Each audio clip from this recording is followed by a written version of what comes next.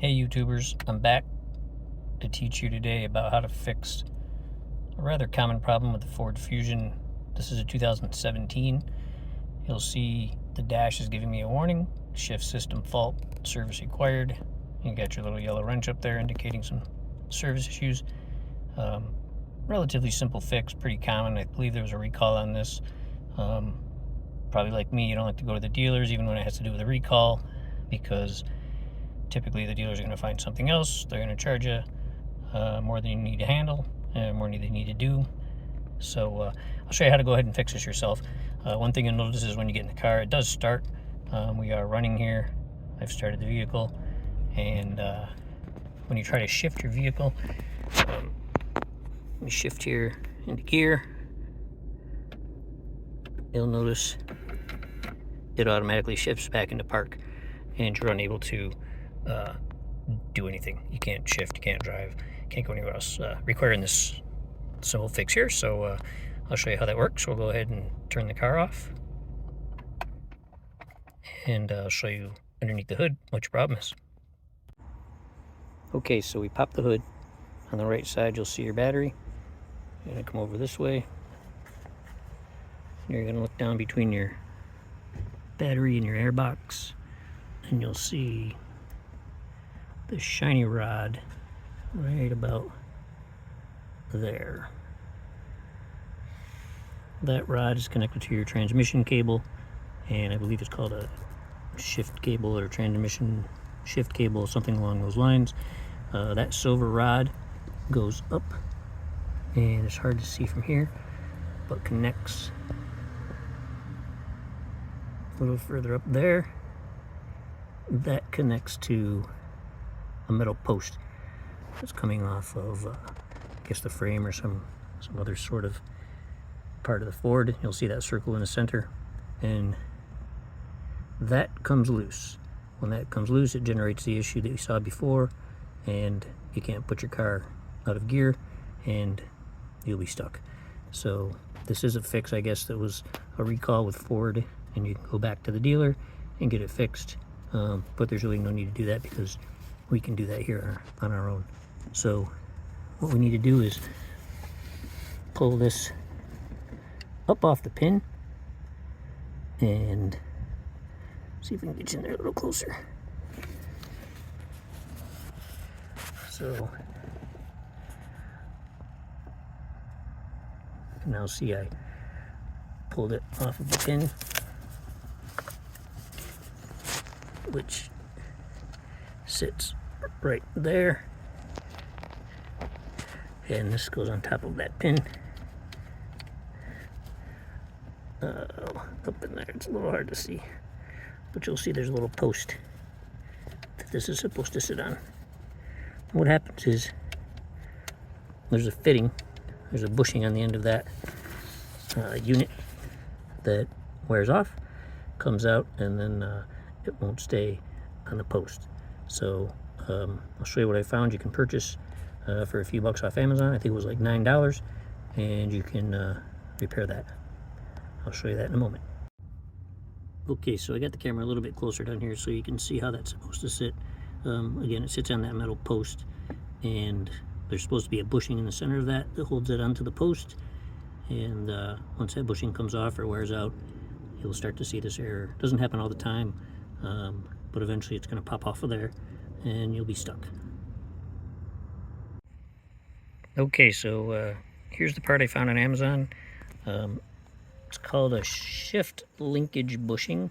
It's a Dorman part, 14057, and you'll see it lists a couple different models, makes that you can use this thing on, and there are 4 parts in here.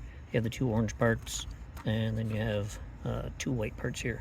It's going to be the orange parts that we're going to need for this fix, so I'll get those out and we'll show you how they work. Okay, so inside the box there's 2 orange fittings. As I mentioned, there's 2 white fittings. We're going to use the orange fittings. You have one shaped like this, a little bit taller, and then you have one that looks like a cap.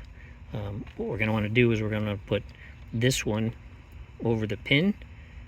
We're going to set the bar that came loose over top of that, and then we're going to go ahead and we're going to sit this over top to hold it all together. So it's a little cramped down there. I'll try to show you what we're doing, and we'll get this thing fixed. Okay, so I apologize for all the stops and starts in this video, but it's kind of cramped down there. It's hard to get a good camera angle while you're trying to do the fix. So what I did here was I took the bottom piece that I said has to slide up over top of the post, and I used a bunch of WD-40, sprayed both the hole and the bushing, and with a little bit of patience and a little bit of wiggling back and forth, you're able to get that orange piece into the cable, I guess is what we're calling it. And then I did find that you kind of bring your hands in sort of from the front of the engine, and then again through the hole here where you came in originally. And if you get your hand in both places, you can sort of squeeze them down around in there and get that orange piece through the bushing, or get the bushing through the shift cable. All right, so we have the bottom on. We're going to go ahead and slide that over top of the post down there. See if we can get you a better angle. Very cramped, but you can see that's actually the post that we're shooting for. So we've got the orange bottom piece. We're going to put it on the pin, and then I'll show you that, and then we'll just slide that flat cap over top of it, and we should be done. Okay, so now you can see I have the shift cable, the bushing, bottom of the bushing through the shift cable hole. Note the position of the shift cable hole. It sort of has an upside and a downside. What you want is the actual hole there, the loop, whatever you want to call it. You want that on the bottom and not towards the top. So that brown piece actually spins around. Make sure that the flat hole piece is at the bottom. We push the bottom of the bushing through that hole, and now we're going to push the cap on through the top. Okay, so the flat cap piece is now on the top, and everything is snug. You'll know as soon as you put everything together, that flat piece on the bottom, that snaps onto the post really nicely, very tight, and then the cap snaps over top and locks everything in place. So now everything is reattached, and we'll go back inside, and hopefully this thing will be fixed, and I'll show you that on the inside. Thanks. So I'm back in the Ford now. As you can see, this one has about 104,000 miles on it. Been having this problem for, I don't know, about 1,000 miles or so. Just been popping that back on temporarily until I could do this fix and do this video for you folks. So again, I think it's a fairly common problem. Multiple years of diffusions. As you can see, let's hit the button here, start button, press start. We have no orange wrench up on the top indicating a service issue again.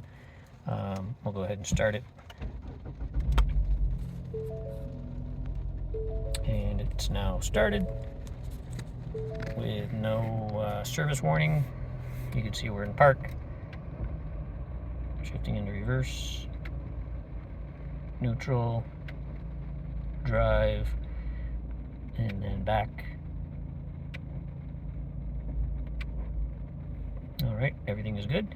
We're back in park, and no service errors, no warning lights. Should be good to go. So again, fairly common problem. There was a recall on this. You can take it to the dealer if you want. I don't like to go to the dealer ever. Don't buy my cars there. I don't fix them there because it just always ends up costing more money than any of us really need to pay for. Yeah, so I won't call it a simple fix. It is a simple fix, but it's a little crowded down there. Once you get your hands in there, get them a little dirty, find a way in, you can put that little bushing on yourself, pop it back over the pin, lock it down, and should be good to go. So if you like this video and found it helpful, please subscribe, and I'll keep this content coming. Thank you.